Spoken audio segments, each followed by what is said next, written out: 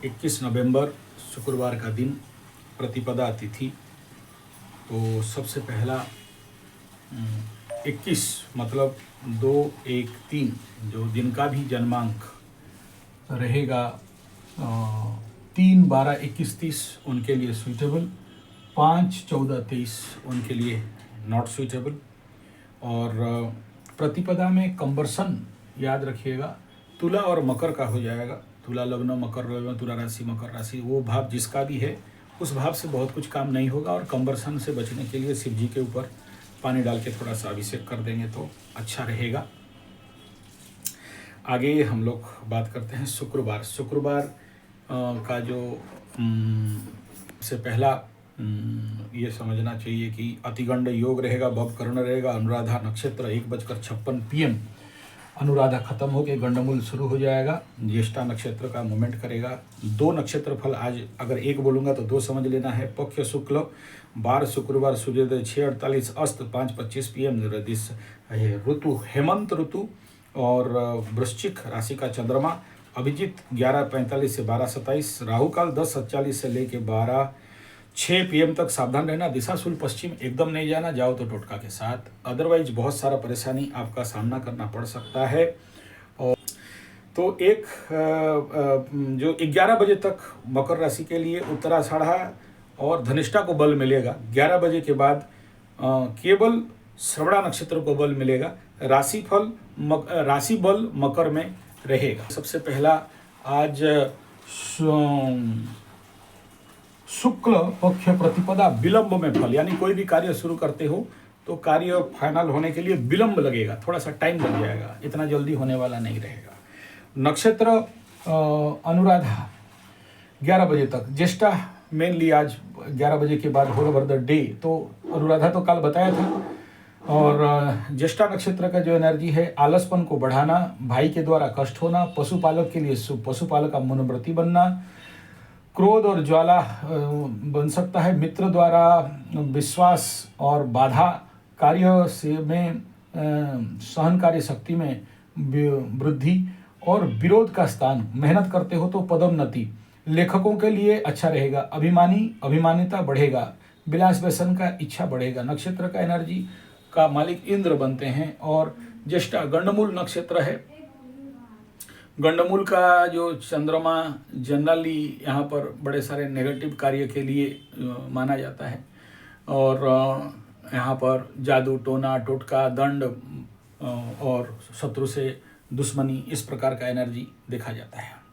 तो ये एनर्जी था। वृश्चिक लग्न में शुक्र का हो रहा और बुध का हो रहा 8:34 तक। तो वृश्चिक यहाँ पर कालपुरुष का अष्टम, मेष राशि का अष्टम, सुबह का 8:34 तक परेशानी, टेंशन। और यहाँ पर शुक्र बुध नेगेटिव एनर्जी, कामना वासना में वृद्धि और डाइवर्शन, लेकिन खरीदना बेचना कुछ हद तक के लिए अच्छा है, किसी किसी को पैसा भी मिल जाता है। उसके बाद धनु में चंद्रमा और शनि का रहेगा 10-20 तक, यहाँ भी पूरा नेगेटिव है। और चंद्रमा यहाँ पर बहुत अच्छा नहीं करता है, उग्रता बढ़ा देता है। फिर शनि का हो रहा यहाँ पर आ जाता है तो सम और न्यूट्रल करके रख देता है। मकर में बृहस्पति का हो रहा 11-13 तक, थकावट परेशानी, कार्य में बाधा करेगा। मंगल का हो रहा अति उग्र ऊर्जा करके 12-6 बजे तक सुपर एक्टिव एनर्जी बना के रखेगा। झोल झमेला, झंझट, झगड़ा, दक्षिण स्वर, उग्रता, बदला का भाव। इसी में सूर्य का हो रहा कुंभ में लग्न में तो 12:59 मतलब नियर अबाउट 1 बजे तक, यहाँ भी एक प्रकार का परेशानी दिखाई रहेगा। एनर्जी, फ्रिक्शन और काम में बाधा। शुक्र और बुध का हो रहा कुंभ और मीन के कुछ भाग में मिलने वाला है 2:46 तक। टॉप, गुड, सॉलिड, बेस्ट, खरीदना बेचना, मार्केटिंग, सेलिंग, कामना वासना। लेकिन ऐसे कंडीशन पे क्या करता है, डाइवर्ट कर देता है। किसी ना किसी बातचीत में आप व्यस्त हो जाते हो, लक्ष्य तक पहुंच नहीं पाते हो। मीन में चंद्रमा का हो रहा मन को चंचल कर देने वाला, फ्लक्चुएट करने वाला 3:39 तक। उसके बाद मेष में शनि का हो रहा 4:32 तक, थकावट परेशानी। बृहस्पति का हो रहा 5:52 तक, यहाँ पर 5:32-24 तक ठीक ठाक रहता हुआ दिखाई दे रहा है। थोड़ा सा सम और एनर्जी कंट्रोल, शाम तक कुछ अच्छे कार्य बनता हुआ दिखाई दे रहा है।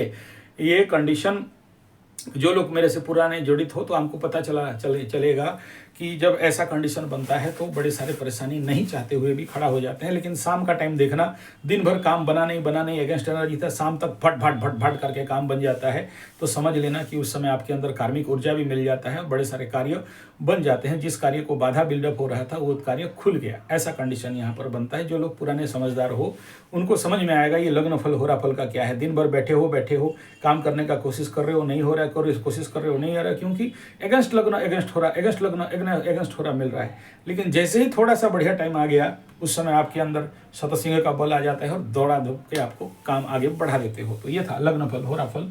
अब हम लोग मकर राशि का लाभ चंद्रमा है, बोलने का कोई आवश्यकता है, लेकिन अमावस्या भी है, तो इसीलिए बहुत बड़ा काम बनता हुआ नहीं दिखाई दे रहा है। लेकिन देखना, इस समय जो मेंटालिटी यहाँ पर बिल्डअप हो रहा है, कोई नया काम छोटा मोटा शुरू करने का बात कर सकते हैं, या कोई बड़ा निर्णय लेने का भी यहाँ पर योग बनते हुआ दिखाई दे रहा है। लाभ चंद्रमा मात्र 1 दिन और है, उसके बाद द्वादश चंद्रमा हो जाएगा। तो जो भी टाइम पीरियड है यहाँ पर आप समझ लो कि ज्येष्ठा नक्षत्र तक होल ओवर द डे मित्र नक्षत्र में भोग करेगा कालपुरुष कुंडली का। ऐसे कंडीशन पे जितना ज़्यादा काम खींच सकते हो खींच लेना, जितना सारा काम करना खत्म करना चाहिए कर देना। अगला 2.5 दिन फिर से ब्लॉकेज देना चालू करेगा द्वादश चंद्रमा में होने के कारण। लेकिन यहाँ पर उतना ज़्यादा प्रॉब्लम नहीं होता है, सप्तमाधिपति द्वादश में एक प्रकार का एनर्जी ठीक है, लेकिन फिर भी द्वादश चंद्रमा तो द्वादश चंद्रमा होता ही है। आप नहीं चाहो तो भी और चाहो तो भी यहाँ पर नेचुरल लेवल पे आपके मन में ऐसा खुजली बढ़ाएगा। जैसे अभी कुछ मकर राशि वालों के लिए ज़मीन खरीदने का, ज़मीन बेचने का, गाड़ी खरीदने का, गाड़ी खरीदने बेचने का ये जो भूत सवार हुआ है इस समय, या किसी का और भी कई प्रकार का लगा हुआ है। अब सब बोलने लगूँ तो बहुत लंबा हो जाएगा। तो ये जो भूत सवार है इस समय आपको ऐसा थूर देगा, आपका दिमाग में ऐसा चीज ला के डाल देगा। क्योंकि जैसे ही देखो 6, 8, 12 का चंद्रमा होता है, 6 का तो अच्छा रहता है, लेकिन 8, 12 का चंद्रमा हो गया तो समझ जाना कि आपको, या 5 का भी यही कंडीशन दिखाई देता है कि आपको लेके कहीं थुरेगा और गलत काम करवाएगा। और आपके मन में जो खुजली होता है, जो सुलसुली होता है, जो सुरसुरी होता है, या आपके अंदर ये खरीद लेंगे, वो खरीद लेंगे, ये बना देंगे, ये कर देंगे, ऐसे ताड़ के मोड़ के उखाड़ देंगे, दूर तक दिखाई नहीं देता है। और ग्रह आपको इस जगह में दृष्टि अंध बना देते हैं, और इतना बल हो जाता है कि फिर आप प्रशांत किशोर जैसे जाके सब पैसा लगा के इलेक्शन लड़ोगे और फिर ठुल्लू पकड़ के बैठे रहोगे। मतलब ये एग्जाम्पल है, बढ़िया है। इतना ज्ञानी आदमी ये करता है तो समझ जाना चाहिए कि देखो ऐसा ज्ञानी आदमी भी ऐसा कर सकता है। उसका कुंडली में देखा हूँ, बहुत ज्ञान वाला कुंडली है, लेकिन ज्ञान होने से क्या होगा, जब ग्रह आपको खींचने में आते हैं, ग्रह बिलान्वितम नान्य बलम कहा गया, इतना बल होता है कि नहीं करने वाला अच्छे आदमी को, मतलब बापू को भी लेके जेल में, आसाराम बापू को भी जेल में भर देगा, और वो मैसेंजर ऑफ गॉड को भी लेके जेल में भर देगा। कौन करा रहे? उनको उस समय लगता है कि हम लालू हैं, हमारा कुछ नहीं बिगाड़ सकता कोई, चारा खा जाओ। अब खा गया तो बेटा अंदर मामा के घर में रोटी सेकता रह जाओगे। ये ग्रह बल है, तो इससे थोड़ा सावधान रहना चाहिए ऐसे कंडीशन पे। उसके बाद आपका वास्तु एनर्जी जल तत्व और अग्नि तत्व में आप इसको थोड़ा सा टेक्निकली समझोगे तो तभी जाके समझ पाओगे, अदरवाइज अच्छे लोग नहीं समझ पाते हैं।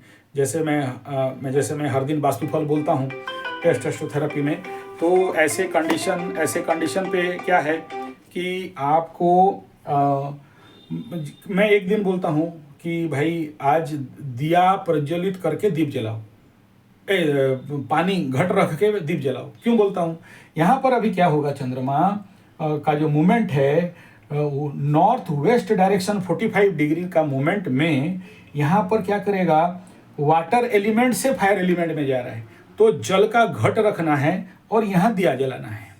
2 चीज करना है यहाँ पर, एक चीज में काम नहीं देगा। लेकिन इसका ठीक अगेंस्ट हाउस में क्या होगा, भूमि तत्व से वायु तत्व में। तो मैं आपको क्या बोलता हूँ, भूमि को कंट्रोल करने के लिए 1 लोटा पानी, और यहाँ वायु तत्व में उसको ब्लॉक करने के लिए 1 लोटा पानी, और उसके आम के पत्ता। तो ये रहता है मेरा सूत्र। जो लोग हर दिन जब राशिफल बोलता हूँ, लग्नफल, तिथिफल, बारफल, होराफल, वास्तुफल, पर्टिकुलरली वास्तु लोगों के लिए बोलता हूँ, तो ऐसे करने से क्या है, घर में शांति रहेगा, अशांति नहीं रहेगा, नेगेटिव एनर्जी नहीं घुसेगा। इतना ही सीक्रेसी है, और ज़्यादा उसमें कुछ रहता नहीं है। आशा करता हूँ आप समझ रहे होंगे। तो अब हम लोग नक्षत्र फल को देख लेते हैं। सबसे पहला 2 नक्षत्र फल यहाँ पर बिल्डअप होते हुए जा रहा है।